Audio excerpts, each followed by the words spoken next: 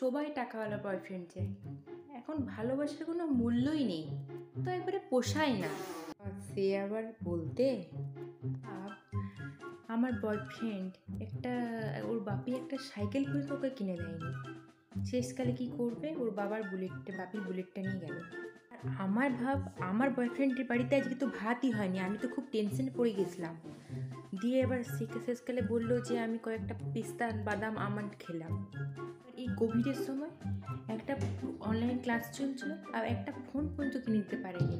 দাদার আইপ্যাডটা নিয়ে ক্লাস করেছে। আমাদের এতদিনের রিলেশনের মধ্যে ও আমাকে কিছু দিতে পারেনি বলে ওর পকেট মানি জমিয়ে ও আমাকে একটা আইপ্যাড দিয়েছে। এবার বললাম, এসবের কি দরকার ছিল, আমাকে তো আমার বেস্ট ফ্রেন্ড দিয়েছে। তুই দেখ ওর মনটা কত ভালো, এগুলোই তো ম্যাটার করে। আর কি, নিশ্চয় নিশ্চয়, আর কি, ভালোবাসা তো সব।